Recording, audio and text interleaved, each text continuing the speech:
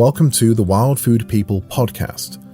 Wild Food People is a brand that does everything from run foraging and wild food courses through to consulting with businesses that make use of wild ingredients in their commercial products, and everything else in between.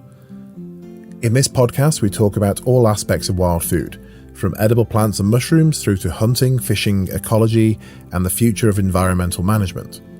Some of these topics might not be for everyone, so I wanted to flag that up now before we get into the episode. As individuals, we try to do what we can to ensure as much of our food as possible comes from authentic, sustainable, and ethical sources, and the content of the show reflects that.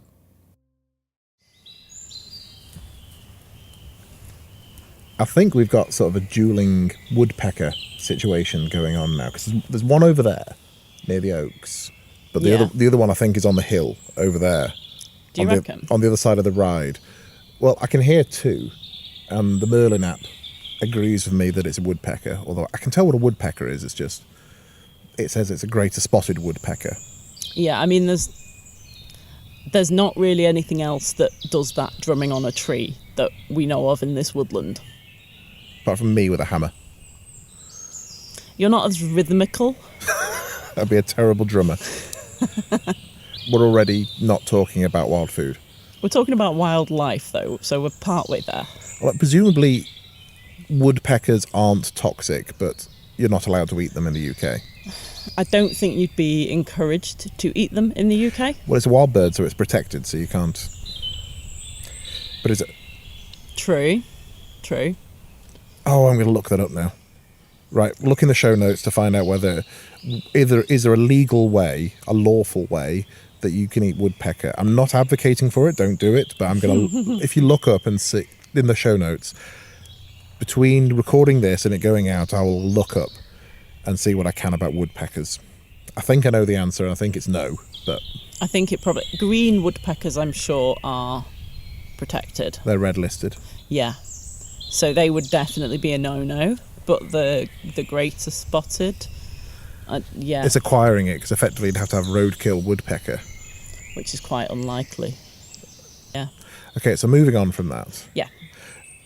This is the second episode of the Wild Food People podcast, and just want to say a quick thank you at the beginning of the show for everyone who's shown so much support, and thank you. And the downloads have been wildly better than I could have expected, and the feedback's been great. Yep. Although one person complained that the birds were too loud in the background. So we seem to have found a location. I'm laughing there because I've got headphones on just to check our audio quality, and at that point in time there was a particularly loud bird. I think it may have been a wren, but yeah, we found a location which has as many, if not more, birds. Well, the person who complained had assumed that we had put it on as a sound effect. Oh. No, these aren't sound effect birds, these are real birds. These are real birds. We are in a woodland recording this. Yeah, we are totally at the mercy of what happens in nature right now. Yes. So, other developments with the podcast are that, as we had hoped and kind of planned, we've now started to get offers of guests and requests to either be a guest or people I've been able to show episode 1 to and say, so you know this thing I've been talking about for months now, well, this is it, and would you be a guest on it, please, kindly, thank you. And people have started to say yes. So the format for the show is going to change. We're going to do these kind of episode, and then we're going to have guest episodes, and we're going to go out and do stuff, and in all aspects of wild food. Mm-hmm. So it's not just going to be us talking about weird news items that we found. No. Although there's been, in the last week or so, because the reason we get these news stories is we have a Google News alert set up for certain terms, and then that brings it in, and then we sift through them, because we have this for work anyway, for the other stuff we do.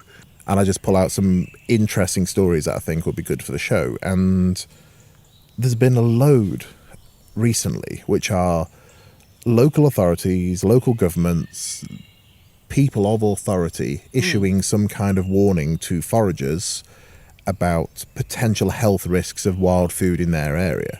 Yeah. So there are 3 that I've picked out. One is in Montana State, for picking morels. and harvesting morel, because I know from friends over in Montana, this is a big deal for them. The morel hunting season is massive. It's people have parties focused around it and things, don't they? They really just go all out and go for a proper, get as many people out on the ground as you can. In some cases, get groups of friends, and then they can divvy up what they find. And then other people are just extremely precious about their known morel hunting grounds, aren't they? Yeah, but so am I. Understandably. About other things. Oh, yeah. I have jealously guarded porcini spots and Boletus edulis over in the. I'm gesturing over there, like the people listening can see this. Can see my arm. Over in the big forest to the west of here, I have prize spots there that I never take anyone to. No. And I jealously guard them by not talking about them. And again, with friends in Montana, that's what they seem to do. And they have this one place that they go to, and they tell me stories about they took a friend there. And then that friend told 2 other people, and then 3 other people, and now the spot's blown because other people always get to it first. So you learn. It's a bit like sharing hunting permissions. You don't, or shooting permissions, or fishing spots. You don't share it after the first time you've been burned by that. No. But we don't have the same sort of culture around hunting for morels here in the UK because they're not as common. No. They are here in the UK, and people gather them every year, but not to the same. They're not as common. The population level is not the same. No, I think we don't have as many different species as well. Yes. I think they've got a few different species of morel, like more different species, and possibly it's just better habitat. They've got that range that we don't have in the UK. We've not got as much of it. Yeah. So yeah. And if you have never seen a morel, go and look them up. They're weird looking. They look like a cross between a loofah sponge and a walnut. Yeah, that's a good description. We'll put a link in the show note to somewhere where you can find a picture. Yeah. Or at least how it's spelt properly. Yeah. And I know the season is kicking off there. It has been running quite well, because I think it runs from, depending where you are, from sort of March to May, very end of May. So I think latitude and altitude probably have an impact on that. Yeah. So what's the deal? What's the warning that they've given? So the warning is it's Montana State Department. What do you call? It's either the state or some district within the state. Department of Public Health and Human Services. Right. And they said morels can cause illness if they aren't properly prepared, stored, and identified. And I wonder whether some of this is just drifting into, we would rather you didn't eat the random wild stuff, because we can't say if you do this you're safe and if you do that you're not, because everything has to be identified. So all they can do is sort of issue a vague, take care, some of this stuff will kill you, warning. But there's also the thing about morels have to be cooked. Some morels more so than others. But I'm drifting right at the edge of my knowledge here, because again, it's not something I have much personal experience of, because I know what I know from what I've done. If I have to know it for something else, I'll go and research it. But I know that some are more toxic than others when raw, and cooking does remove some of that, but you still need to prepare them correctly. But there's another article here that also talks about misidentification and stuff like that. People particularly going for young morels. Yeah, and then not knowing how to, or not being confident, I suppose, or being confident of their ID when perhaps they shouldn't be, because all of the defining features aren't actually there yet, because it's not fully matured. Which is common to all fungi. It is. Identification. And spotting them as well can be interesting, because they're right there in the leaf litter. So you are, like everything on the forest floor, you might have to look at it from 4 different angles before you actually spot it. Just because of the way it's tucked away, the way the light shines on it, everything else. I mean, this is something that I cover in my other working life, where we teach people about search and finding things and locating missing objects and missing people. And you can't just look at one view and say, I've seen that, because there could be other stuff hidden around in amongst it. Yeah, it seems kind of odd that a state department has decided that they have to issue a warning about this. It's as though somebody's taken steps to sue them because they got ill from eating a mushroom that was growing on their land or something, but that wouldn't make sense. So I don't know, it's a weird one. It's like they've just gone, right, we need to issue this warning, we'd like to do this kind of fungi, because it is really, when you, I suppose it's a thing with all fungi, you should always know what it is that you're about to eat, and you should know how to prepare it to make sure that it is safe. Yeah. It sounds like they're being overcautious. They are, but then there's also the second article is one of those articles that's actually just, they've pulled most of it from the website of the place they're quoting, which is what I'm going to do now for the podcast. But in the spring of 2023, and this is the Department of Public Health and Human Sanitation something, in the spring of 2023, a foodborne outbreak occurred in Montana after a Bozeman restaurant served raw and undercooked morels. A total of 51 people with gastrointestinal symptoms were reported as part of this outbreak, including 3 hospitalizations and 2 deaths. Individuals became ill quickly after consumption, typically with 1 hour after the restaurant meal. An investigation into this outbreak found the consumption of morels at the restaurant was strongly associated with gastrointestinal illness. Consumption of raw morels was more strongly associated with illness than was consumption of partially cooked morels, although even partially cooked morels were associated with illness. So it seems to be sort of as a follow-on from that. Yeah. You know, this has happened, they've investigated that's part of their role, and then they issue safety advice. Mm-hmm. But I do always wonder with articles like this whether somebody then thinks, okay, well, it's safety advice, who else can I ask about that? And in one of the articles they go and ask the CDC, the Centre for Disease Control, so they will then give advice. And if you go asking a public authority for advice on these things, they're going to give you the safest possible thing that person can think of, or that department can think of, which is always going to be overcautious. Yeah. So that's why they always sound a little bit not apocalyptic, but it's sort of, don't eat morels or you're going to die. Yeah, they want to get people's attention at the end of the day, don't they? And put people off. If there's somebody that they can put off with just a hint of it's going to potentially threaten your life, then yeah. Yeah, and also these public bodies are not the Morel Foraging Promotion Board. No. Their stated purpose is public safety, public health, and those kind of things. So they will always err in that advice on the side of being safer. Yeah, because Australia's going through a similar thing, isn't it?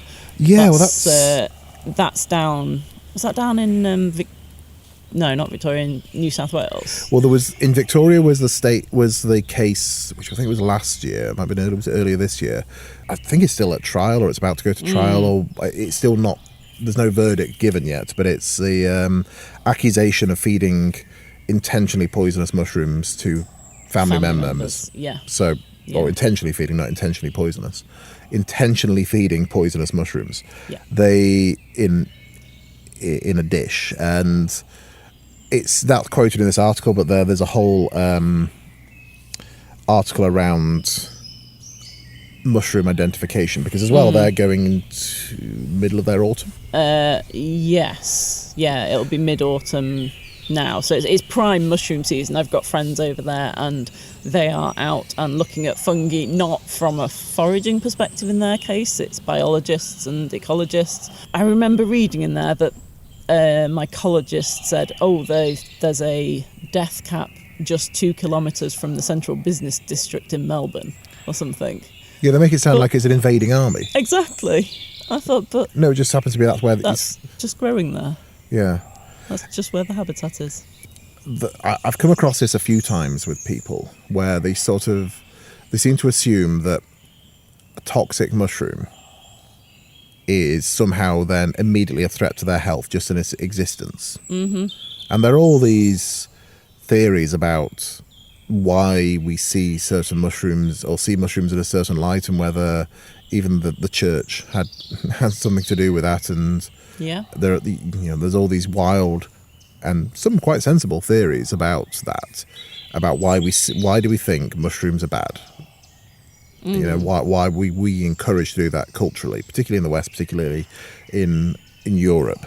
This thing about there being a toxic mushroom over there, well, it must be something we've got to get rid of. It's like, well, no, you've got all sorts of chemicals under the sink in your home and in your garage and in your shed. Yeah. Just don't drink them. Stop licking things that you don't know what they are. Yeah. Because it could at some point end poorly. And it's the same with mushrooms. So just its existence doesn't cause you harm. The harm comes from shoving random things into your mouth. But the way it's presented in this article is it's only 2 kilometres away, and tomorrow, next year, it might be only 1 kilometre away. And it might kill you just by looking at it, almost. Yeah. But there is a difference, again, in this article, because it seems to be screenshots from a TV segment, between a forager and an amateur mycologist who is saying, "Oh, do this, but do that," and now don't, for a beginner, avoid anything with white gills, and this really sensible advice. And then they go to a public health expert, who then says, "Just the risks are too high. Don't gather any. Don't do it at all." No. It's interesting because you think a lot of this must come down to personal experience as well, and personal thoughts and feelings to do with risk, because that's going to affect your work if you're in that kind of role and you've been asked to give advice. And if you're feeling, I used to have to write risk assessments for work, for leading volunteer groups, and particularly because of the nature of the work that we were doing, you always played it overcautious in a way, which is a good thing to do when you're doing a risk assessment, because you don't know necessarily other people's tolerances. And mushrooms are a weird one. Well, not weird, but they're so specific. It's not a case of all of this species of mushroom is going to affect everybody in the same way. It's your individual metabolism will interact differently with that mushroom to the metabolism of your friend or your family member. So, yeah. And that appetite for risk and that risk management culture, it is an interesting one when you bring it into the outdoors, because the models for risk management and the idea of a risk assessment where you have a table that on the left-hand side says, what is that risk? What is the level, or that hazard? What is the level of that risk without additional measures? So it's really high risk if you don't do the thing. What's the thing you're going to do? And if you do that thing, what does that reduce it to? Yeah. And the idea is that you should always be reducing it to very low. Nothing should remain at high risk. No. Which is fine in a factory environment or a building site or those kind of places where you can control things to a degree. It's not just, well, this is just a natural environment, things happen. It's like, well, no, everything in there is manufactured and it's a process controlled by people. So create a better process, use different tools, use different people. You can control it there.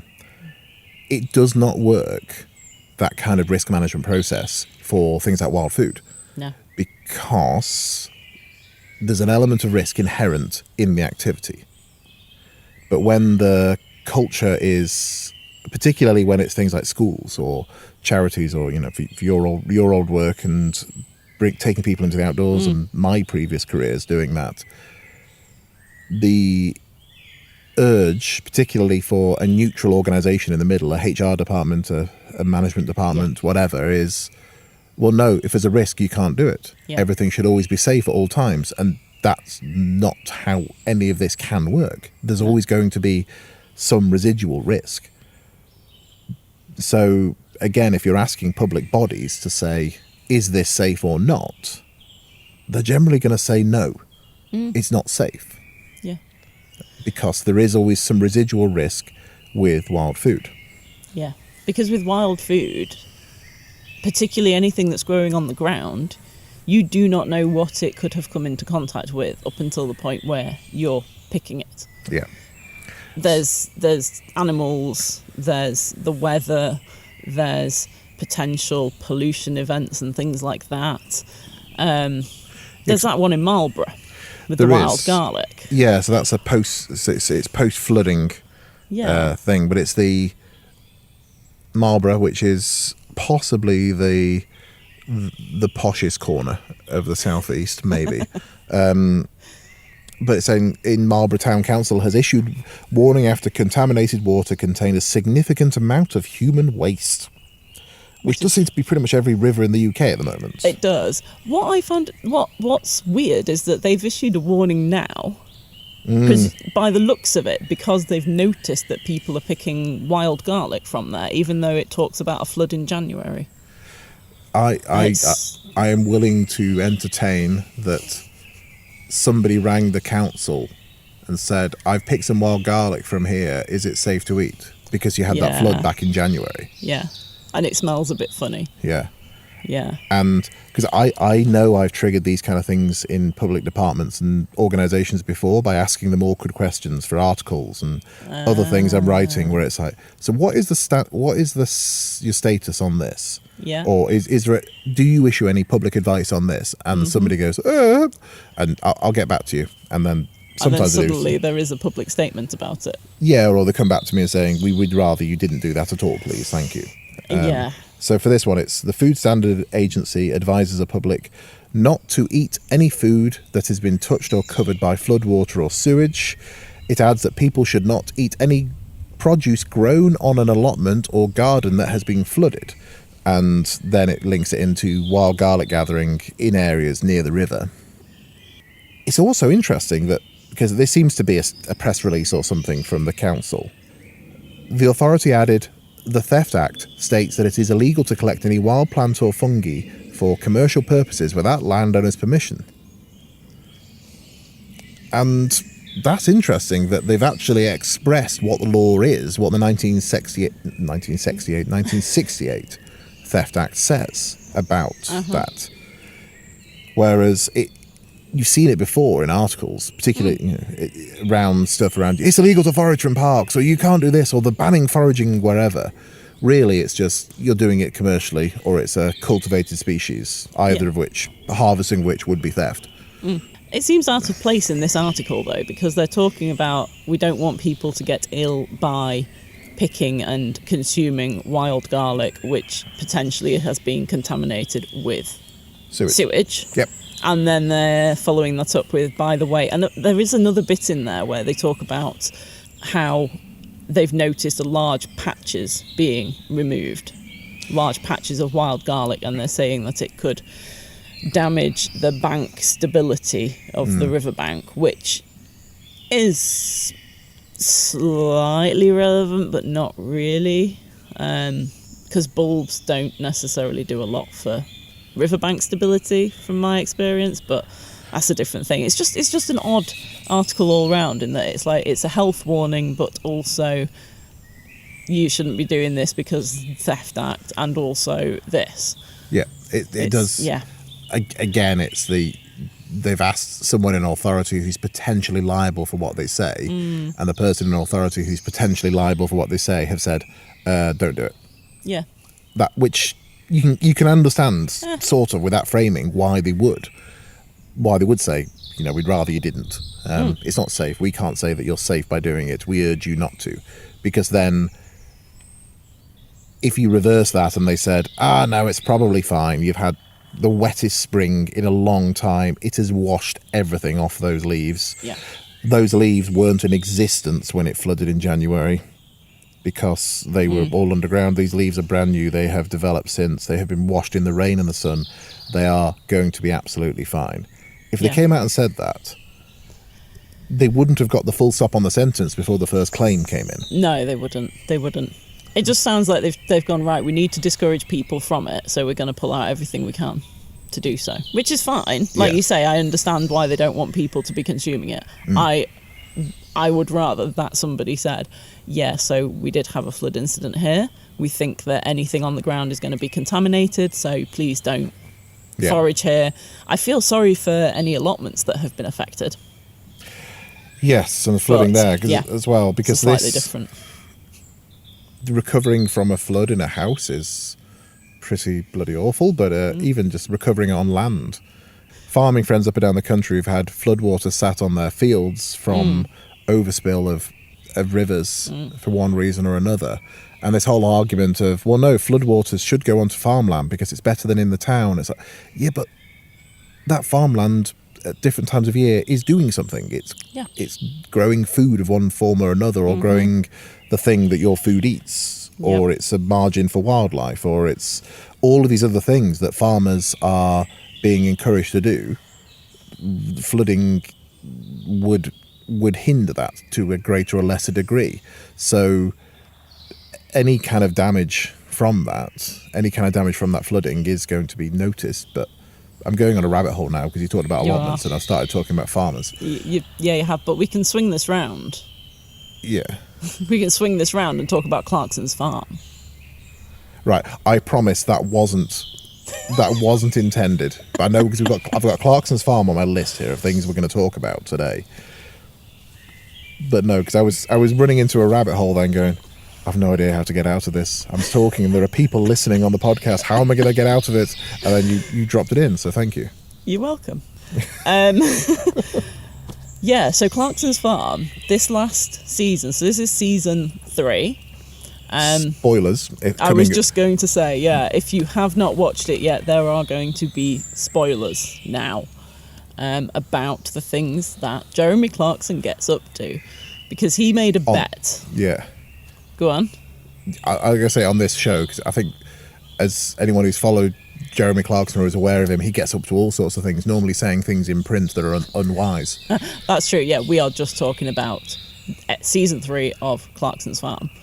If you haven't watched the Amazon Prime series Clarkson's Farm, which is the antics of Jeremy Clarkson, who bought a farm years ago and had decided to start farming it himself, and because I think the show was meant to be originally a sort of Top Gear does farming thing, and they were going to do big tractors and have a different tractor every episode and do different machinery and different things. And I think COVID completely torpedoed it, that and some of the realities of farming. And if you watch that first season, and if you haven't seen it yet, then even if you don't like Jeremy Clarkson and you hated Top Gear or you hated that kind of thing, but if you have an interest in agriculture, if you have an interest in farming, land management, food, go and watch it. Tolerate it for 3 episodes, say. Yeah. It is really, really interesting.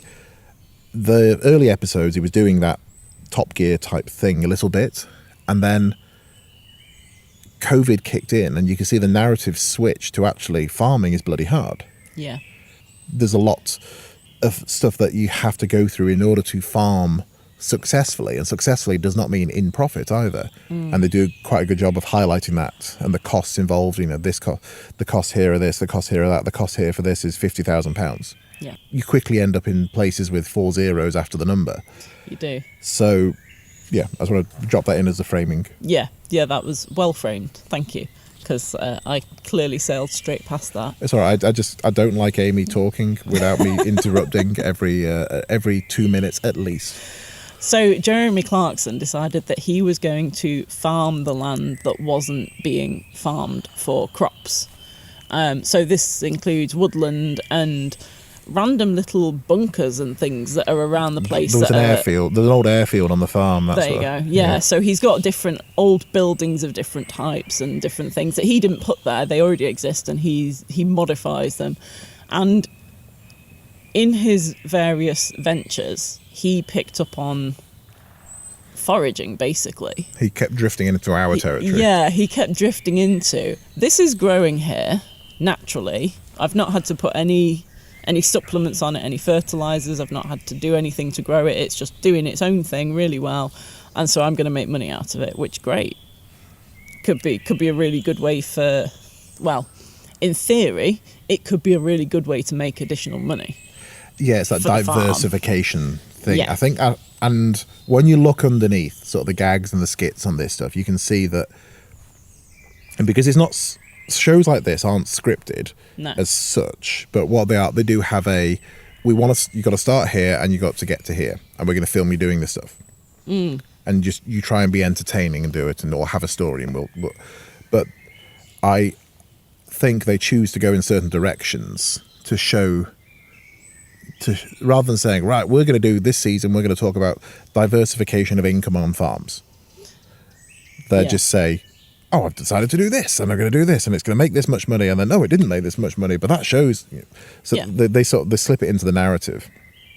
And I think it was to show diversification of farming beyond traditional arable farming, big combine harvester crops, and livestock farming. Yeah, and a different type of diversification to just putting up bell tents or teepees or opening a cafe or that kind of thing. It was something different again to that. So there's things like foraging for blackberries and making jam to sell in his farm shop and making nettle soup. But it always came to a point where it hit some form of legality. Yeah, it's that thing we've just been talking about of you hit the risk management of a bureaucracy. So, and this isn't we shouldn't have bureaucracy. We shouldn't have bureaucracy, but we shouldn't have these controls in place. You should just be able to do whatever you want. You can't have both of those things at the same time. Of we are going to do something that's a measured risk at your risk. Everyone goes into it knowing the risks and choosing to do it. And a completely controlled, liable environment where the state is liable, where the local authority is liable, where an organisation is liable for the actions of everyone in the public, or has to investigate it and say, this is how you make it safer. You can't have both of those things at the same time. No, you can't. So making stuff from wild food, and making preserves, making jams, as we talked about on the last episode, there are risks and there are problems with it, and they often, like you're saying, those problems often come when you say you can make it, you can get the recipe, you can buy the jars, you can make jam. I say we make jam. I don't make any jam. Amy makes a jam. I just sit there and eat it. You can make all of these things. You can get the recipes. You can make it easily from fruits in the hedgerow of the British countryside. You can make gallons of jam. Selling it, that's a different matter. Yeah, it's a very different matter. It's even down to knowing the quantities that you put into that jam, exactly what ingredients you put in, knowing the source of those ingredients, making sure that you've sterilised jars, all these kind of things, and then labelling it all up so that you know what quantities of X, Y, and Z you've got in there. And then it's the cost of foraging and things as well, because he, in typical Jeremy Clarkson style, tried to use a Henry Hoover to make foraging quicker of blackberries, which actually worked surprisingly well. Yeah. I was really shocked. I mean, I do wonder whether it was slightly staged, but I had thought that if you use a Hoover to suck a berry off a plant, that it would just turn into mush. It's going to hit the bag or the storage bit. Yeah. But you can get fruit harvesting vacuum cleaner things. Yeah, but that wasn't a fruit harvesting vacuum cleaner. No, that was a Henry Hoover. Yeah, a vacuum. Yeah, which is a brand for, I don't know whether I think Henry Hoover is exists a everywhere in the particularly world. European, might even be a UK thing. I think it is, yeah. But it's a particular brand of almost industrial vacuum cleaner that has because it's a round cylinder with a hose coming off it. Yeah. At some point, someone decided it was a lot friendlier if you put some stick-on eyes and a smiley mouth underneath it, and it's sold with them on.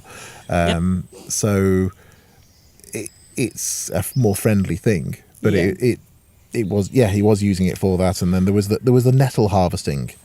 Oh yeah. So that was interesting. It went from making nettle soup to I need to gather nettles to make soup, and there was a machine which is effectively a finger bar mower with a collection bag underneath it. That was interesting. I can't remember what he said. Oh, it was for tea. It was for harvesting tea. That was it. That was the actual purpose of it. Yeah, and there was, on both of those things, there was if you're making this as a saleable product, you have to list all of the ingredients, the quantities. You have to list the potential allergens for people, the environment in which it was prepared, the quantities of everything in there, the best before date, which will come down to all of the components of it. So I think for the nettle soup, it was the dairy component, meant that it had a very short shelf life. Also, the provenance of it wasn't an issue because he owned the land, so it. But for some other people, when they're trying to do these things, if you are foraging from the hedgerow, from the lane, you can't then legally sell it without the permission of the landowner.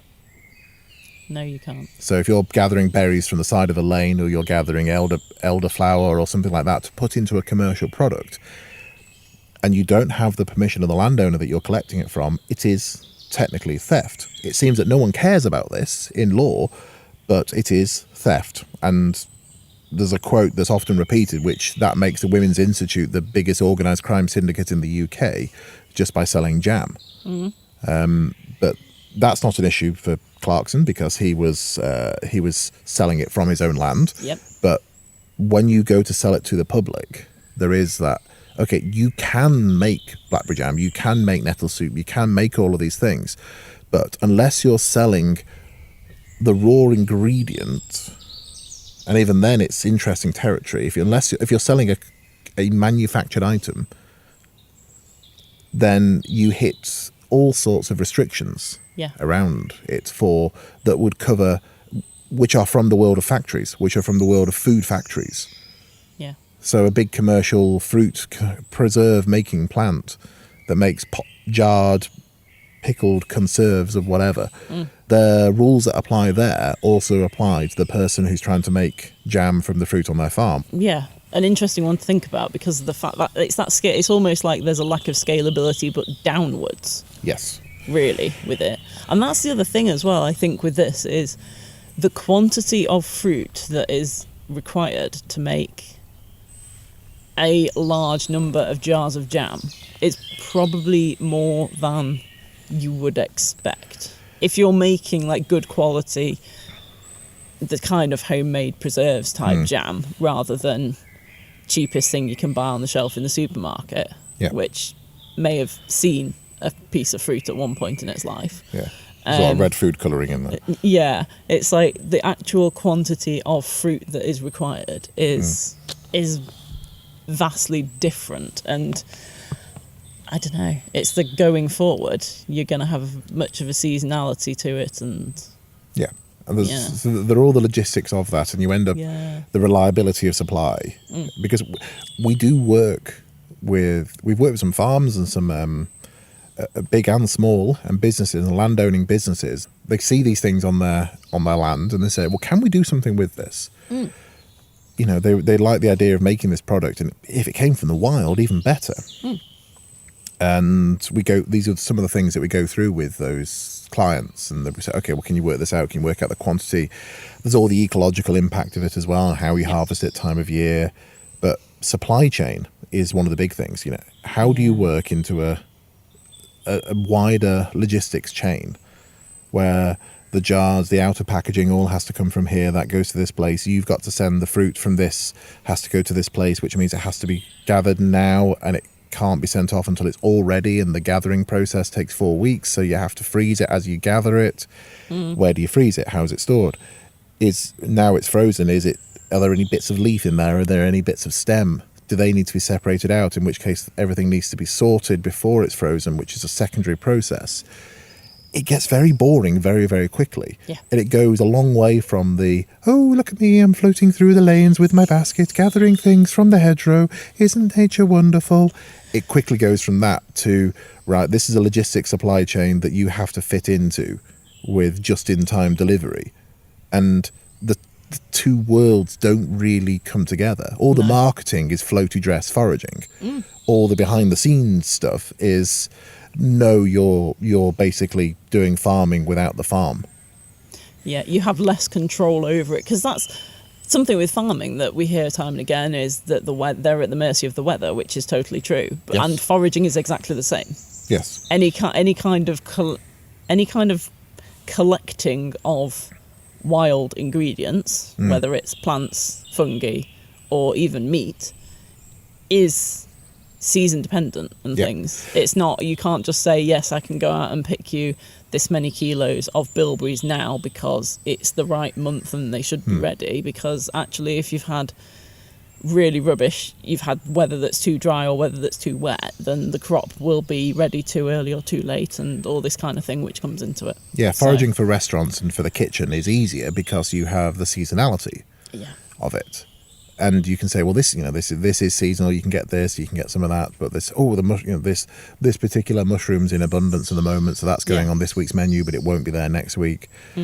just as you have with fish, just as you have with things like supply of venison and stuff like that. But when you get to year-round supply or regularity of supply, or you're working towards a common set of items on a shelf, a common set of SKUs, then you need to work out a reliability of that supply. And these are all the things that are hidden when you're working with a business that uses wild ingredients. But you've got that supply chain, but even, which I don't really cover in the episode, but the episodes, but the legal side of that, and it's beyond the theft, beyond the ecology. It's just the food safety. It's just the testing. It's just the best before shelf life. Is this product pure enough to be sold to the public? Yeah. When I used to work as a commercial forager for restaurants, the business we were working with, they would take great pains to not sell food. What we were selling was not food. If the restaurant used it as food, that's not this business's problem. But we were picking items that belonged effectively to that place already, to that business, because it was growing on that land. Yeah. We supplied it to that business. That was the end of our supply chain. I'm taking this from your field and I'm dropping it in your warehouse. Done. That business was then sending that item to the customer as, I think they were marketing it as table decoration. I was just going to say, was it like not set dressing, but like setting stuff, or table, it was dinner theatre kind of, yeah. And for these customers, it's how much they care about that will vary depending on how much scrutiny they're under. So for a restaurant, for a chef, if you're having a particularly rough environmental health inspection, so somebody from the authority comes along and inspects your kitchens, inspects your cleaning, and looks at the food in your freezer and your chiller and say, okay, why is that out of date and why is it in the chiller? When was this cleaned? Where are your records of your temperature checks of the freezer and so on? I know they've looked at a wild sourced ingredient in that chiller and said, where's that come from? And E. coli for wild garlic and for anything that's alongside a river, potentially, or a lot of things, that you would forage for, that has come up, where an environmental health inspector has sort of looked at it and gone, if you had bought that from a vegetable supplier, if you bought that from a microherb supplier, they could say which polytunnel, which corner of the field, of the plot, which batch that came from. When it's just from Forager John, Forager John, but you might have a chain of invoices and supply it for that, but Forager John just goes, I think it was this bit by the river, it might have been that bit by the river. And that chain of paperwork for wild ingredients is difficult to maintain, because at some point you hit it's just out in the field. You hit that level. I don't know which plot that particular bag is from. Or it's mixed. Or even that, but that bag is from X, Y, and Z locations, and it was a week ago that it was picked, potentially. This is what I always find fascinating when we go to places and we talk to companies that are using wild ingredients, because I always sort of hone in on these ones. Yes, you do. Amy doesn't let me speak to places at food festivals anymore, or at least I'm not allowed to do it. I monitor your conversations nowadays, because I realise I do come across as a bit of an arse, and I don't mean to be, but I think it's just something inherent to my character. But it's more, I'm just really curious as to what their understanding of that law is, what their understanding of those checks are, because it is relevant to other conversations and to other stuff, and knowing what other people would naturally perceive of these subjects, of these topics, of this world, is valuable to me, is valuable to us. Understanding how everybody else sees it and what sort of level of knowledge they have about it. I think the best one I've been with you during was the gin company, where the husband was at the front of the stall talking to people, and we'd gone over and we were talking to him, and the wife was sat just behind in the corner reading a book, just half listening to the conversation. And at the point where Richard said, so how does this work with the Theft Act when you're foraging things from hedgerows around the farm? That was the point where she suddenly paid attention, slammed the book shut, and said, John, you told me this would be okay. It's like, okay, yep. Yeah, we've hit something here. But it is, it's, I would say, at least 8 out of 10, 9 out of 10 times, when I talk to people about these things, if it's something somebody's selling at a food festival or they're selling on a small scale, and it's not, I want to not quite preface this because I'm halfway through it, but I want to say I don't disagree with it. I think actually you should be able to sell responsibly, ethically sourced wild things with a proviso of this is wild, so this sits parallel to the normal supply of food, and there's a greater risk associated with it. 100%. I think that should be the case. Yeah. But I'd say about 8 out of 10 times, maybe 9 out of 10 times, when we see somebody selling one of these things, and it is genuinely a wild source thing, rather than, oh, this is seaweed, this is this, and it turns out actually it's seaweed that's farmed. Yeah. Or it is that species. It's a wild species, but it's grown in captivity, should we say. It's grown in a vegetable plot, it's grown in a polytunnel because of that regularity of supply problem. When it's something that's genuinely wild, 8 out of 10 times, 9 out of 10 times, the person we're talking to had no idea. Yeah. They had no idea that you couldn't do it lawfully, or that there was associated risks with it. They had seen other people selling wild source things, but they hadn't checked any further. Whereas when you say, well, you know, all this other stuff that would apply if you were making something else, if you were sourcing ingredients from a warehouse somewhere and making it in your kitchen and doing it there, all these things will apply. So why doesn't it apply to the wild? The last 2 out of 10, 1 out of 10, they just don't care. They go, if somebody catches me, they catch me. Or, they don't really ask those sort of questions. And I can kind of get on board with that minority thinking more, but it's something that just does fascinate me, is the perception of the ethics of this, the law of this, the sustainability of this, particularly as it becomes more popular. If you say this is a wild foraged whatever on your menu, on your ingredients list, on your marketing, it's like adding the name of a county. It's exactly like that. Yeah, it's not just having that bit of, I say at the moment we're coming out of it now, but the last few months I've seen quite a lot of wild garlic being on specials boards at restaurants when we're out and about, particularly starters and things like that. And in autumn you always get all of the mushrooms, and then, like you say, for people who are making products that they're then selling at food festivals, having that little bit saying that it's got a wild ingredient, because everybody knows that things like elderflower are wild anyway, but some other things, like if you say wild raspberry infused gin, that's probably going to get people's attention more than if you just say raspberry infused gin, for example. So it does just add that element, and it's something that people really want to do. So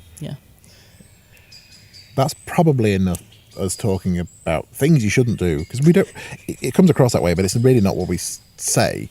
It's just, that is, I find it again fascinating that people have picked up on one half of the story but haven't really looked into the other half, but the moment you point it out to them, it seems obvious to them. So let's move on to 3 things that people can do this week, that you should go out and do this week if you want to do something with wild food, improve your wild food knowledge, improve your experience of these things. What could people do? So I think you should go out and do something with elderflowers. Anything specific, or just go and do something? Probably nothing unspeakable. Okay, that's a good line to draw. I want to make it clear at this point that this podcast does not endorse the public doing unspeakable things with an elderflower. Okay.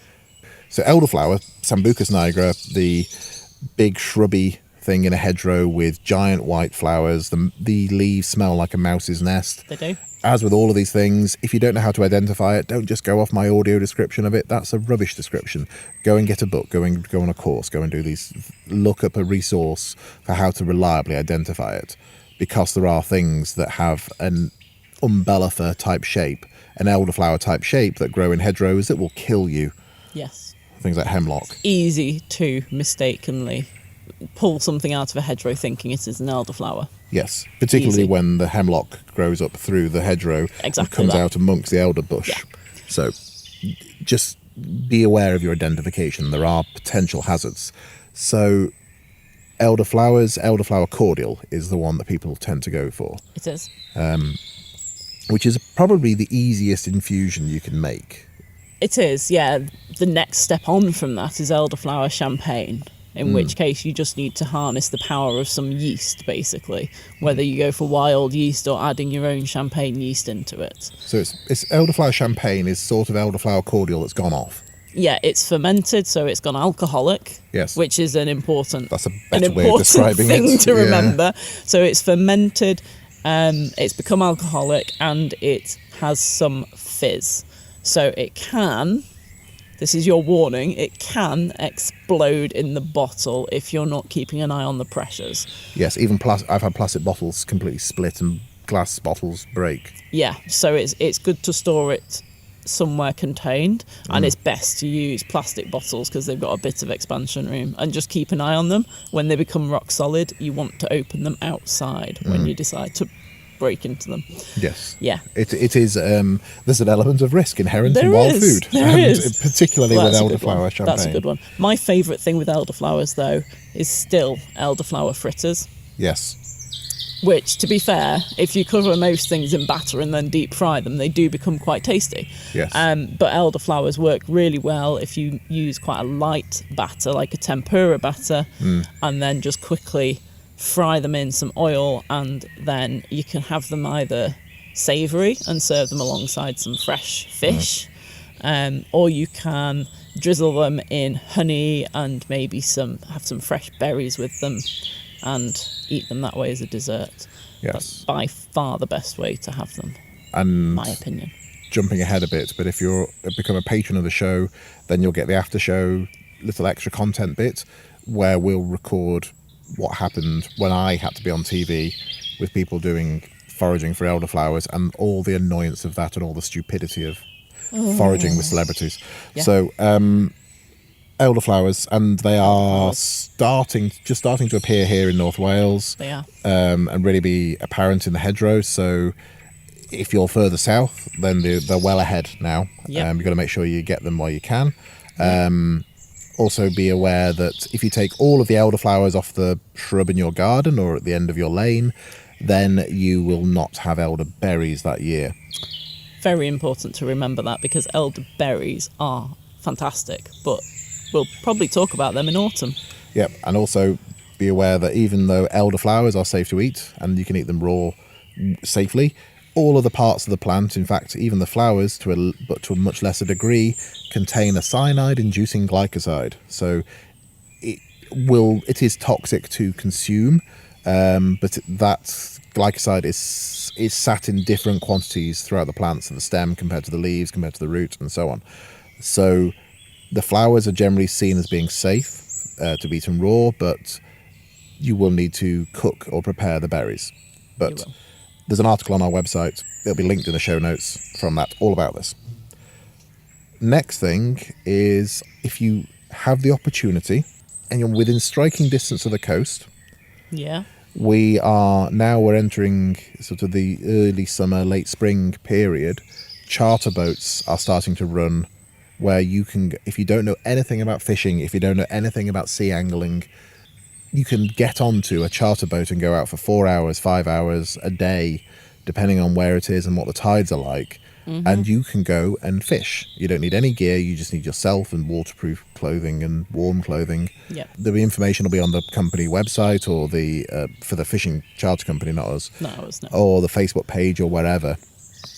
And you can go out there, and the tides will control the times, but it's ridiculously cheap to go out and do. You can go out and spend 4 hours mackerel fishing for £25 a person, £30 a person. And take your fish away.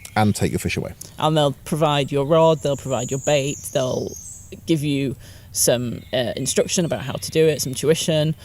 It's quite easy. They know the good spots as well. They'll have scouted out the good spots. They'll know what's happening with the weather and everything, so they can take you to really good places, and you are, I would say, pretty much guaranteed to catch some fish if you go on a charter. And you're probably also supporting a business that is run by somebody who lives there.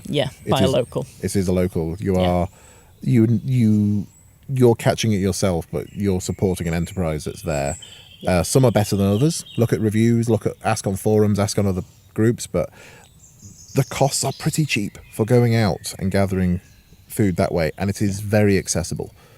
And really good fun as well. It's great fun. You know, it's an experience. If you've got kids and things and you're thinking of stuff to do in holidays coming up soon, I would say that kind of thing generally appeals. Yeah. There is something about, I mean, this is why we do what we do, and this is why we live the way we live. There is something about capturing your own food, gathering your own food that way. And it tastes different as a result of that. It does. Because taste and food it's all about, good food is about emotion, good food is about energy, good food is about mental association with something.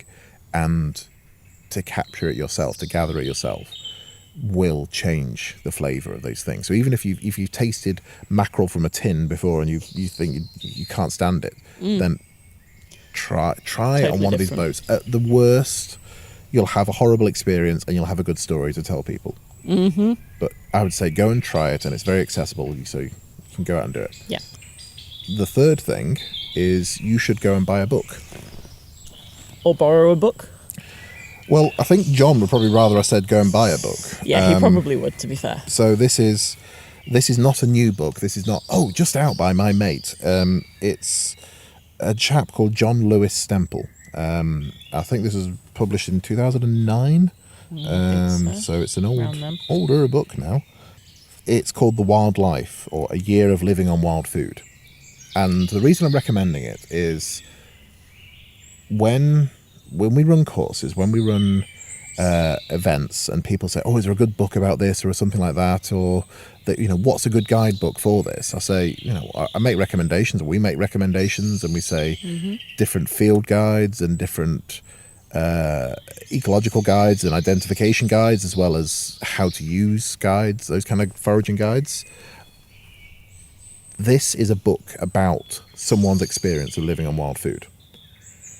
So John had, because he lives in France now, and if you follow his stuff, and if you haven't read it yet, you should read his new book, which is La Vie en France. So now you're recommending that people have two books. Okay, then I have to buy two books. Yeah, fine. La Vie, I think it is just La Vie. Yeah, so it's very good though.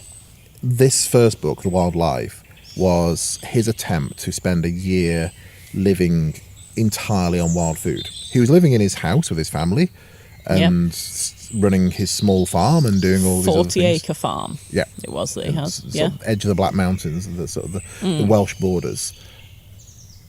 But it starts in autumn as well. Yeah, which is brave. Yeah, which is it's an interesting time, because you've got there's a lot of things in the hedgerows, and berries and mushrooms and things like that starting to come up, and there's game, and pheasants are in season, and all of these other options, but also there's a lot missing, and then you're coming up to the winter gap and the spring gap particularly. And if you want to find out, without going to the effort of doing it yourself, if you want to find out what it takes to live on wild food in the UK in this environment, how much area it requires, what you need to do in terms of fishing, hunting, gathering, how much time you need to spend doing things that you hadn't thought about, like fat and gathering fats, because you can't just go and grab butter from the supermarket or olive oil or something like that, because you didn't gather that from the wild, you bought that came from a cow, that came from an olive. So how do you get fats from things that are wild, particularly wild game, which is known for not being particularly fatty? Little things like that really bring it into sharp focus. And I think it's something that, if you have an interest in bringing more wild food into your diet, you really need to get this. I think so, yeah. Because I read it years ago when it first came out, but I forced you to read it last year. You did, yes, yeah. It's a really good book. What did you think? I really enjoyed it. I mean, John Lewis-Stempel is a very good writer. Anyway, he's a writer he was a writer before he wrote this book, as it were. It wasn't a thing of he's a forager who then decided to write a book. It's almost like the other way around. Yeah. I found it really easy to read. I thought it was really interesting, as you say, all of those kind of unexpected things, because we have a lot of wild food in our diet personally, but we still buy butter. Yeah. And we still buy those fats. We still have a veg garden, so we can grow things, and we have a polytunnel, so we can grow things into the winter months as well. And because we're not starting our diet in autumn and going, we're not having any of the things that are in the store cupboard, we're just going to get what we can have now. When it comes to the autumn and winter months, we have things that we've preserved. Whereas I feel like that's the hardest part of what he did almost, was the fact that he started in autumn and he didn't have kind of a store of preserved things. Yeah, he was starting from scratch. Yeah, if you'd start an experiment like this in spring, then you would be gathering different things throughout spring and summer and preserving them so that you could then use them in autumn and winter. But it's a really good book. It also contains a lot of recipes, which generally are quite simple as well. They only include kind of 4 or 5 ingredients, and there's some things that I didn't know about in there, which isn't a surprise. Yeah. But it's just nice to come across fresh, different recipes. Some of them were quite traditional, that he'd obviously done a lot of research and found out, oh, this is actually a way that you can use stems of this plant as well as the root. So I would recommend it to anybody with an interest in wild food. The thing I like about it, and the thing I like about John's writing, is the way he connects everything to the landscape. He connects the landscape with his experiences there, his family's experiences there, his experience with the locals, their connections to the landscape, and then historical connections as well, because the reason the landscape is the way it is, the reason that hedge is there, the reason that tree is still there, the reason that tree isn't there, that building's there, that isn't there, all of these things come from people and their connection to it, and what they did to it, or what they didn't do, and the previous land management practices and previous farming that all affected this landscape. That's a good point. Affects what he can gather, hunt, shoot, fish for now. Yeah. So he really weaves that in well and goes through the stories of that, because it'd be very easy to just say, well, these are the things available in May, and you could do these recipes, and this tastes nice, and this, and there was this monk called Robert, and he named Herb Robert, and that kind of story which you see in other places, which is just recycled information. This is his experiences talking about how he has experienced other people's experiences. I suppose it's very terrible description, Richard. It's very local in a really nice way. Parochial in a good way. There we go. Parochial. Much better word for it. Yeah, but it is local. It is of the place. It is rooted in that landscape, because he is rooted in that landscape, and he talks about the family history there as well, and his family connections to it. And it is emotional. And I saw this, somebody wrote this the other day, that the problem with a lot of modern nature writing is that it's mostly just it's travel writing, whilst occasionally you talk about a bee or a tree. That's interesting. Or something, whereas this is the opposite of travel writing. He stays in one place. He stays in one place and connects to one place because that's where he lives. And if you're foraging from there, you have to know the landscape to know what's there. Yeah. And the delight of finding this thing in here and this place and there. I didn't know I had this here. Yeah. Yeah, that's it. Yeah, that's it. So I really like, he's one of my favourite nature writers, one of my favourite writers in the world of anything. And particularly the stuff that's about direct experience, because I think that's more valuable. I think direct experience, good or bad, negative or positive, you're learning lessons there, but this direct experience is the most valuable thing. Sharing vicariously the experiences of others and passing it off as your own knowledge is one of the things that's causing the problems in the world now. Yeah. That's a bit deep and a bit spurious for this time of day, but it depends when when people are listening to this, in a way. if you're still listening to this, I'm judging you. You're faking it, really, if you're just regurgitating somebody else's lived experience. Is that something you know from doing? Is that something you know from getting it wrong yourself and then finding 20 ways of not doing it and then one way of doing it correctly? Or is that something that you're remembering someone else's narration of their experience. That is not the same. No, it's not. Remembering what somebody told you about what they did is not the same as doing what they did. It is not. So, lived experience. I think that's probably time to bring it to an end. The most important thing you can do to help us with this podcast is tell somebody else about it. Share the links. There's a link on our website on wildfoodpeople.co.uk/podcast. You've got all the episode links there, but if you just share that /podcast, that's got all the subscribe links there. It's got the links for the other episode and for Patreon and everything else there. But if you think you know somebody else who would enjoy this, then please share it with them. That would be really useful to us. And the point of this podcast isn't to say, hey, we run courses, come on a course, buy our service. It's not that big advert. No, it's not. We like talking about these things, and we want to be able to talk about wild food in all of its forms with a much wider audience and an international audience. And that's sort of the beauty of podcasts, that you can do that. Yeah. You've got this little thing that lives on your phone, and then when you're driving somewhere or sitting on the train or digging the garden or... At your convenience. Yeah, you can press play, listen to it for 5 minutes, and then go away from it again. Mm-hmm. So we want to keep doing more of those. So if you want to help that in some way, then sharing it.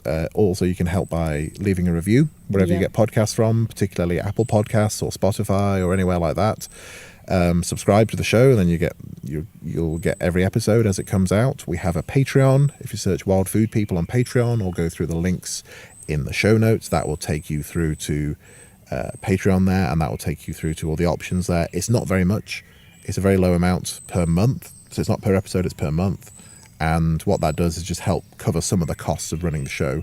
It also means that when we can go out and see more guests and cover some of the costs of doing that and all of those things. So it goes back into that. I was about to say it's not getting lobster and champagne with it, but maybe lobster sometimes. We're putting the pots out on Monday, so we might get lobster there, but yeah, that's free.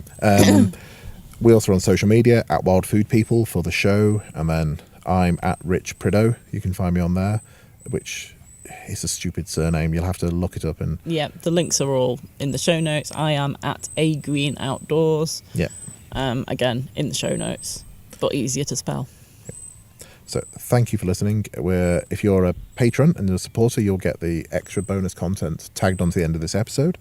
You'll also have got the ad-free version and all the other benefits. So if you have an incentive there to sign up to hear this story about when I got annoyed by celebrities and then Amy got annoyed with me and the celebrities at the same time. The Wild Food People podcast is recorded in a woodland this time, with still quite loud birds in the background. I'm looking at a squirrel feeder over there, and I've got bluebells behind me, and I'm occasionally watching people walk past on the footpath over there in the distance. It is a rural and outdoor production.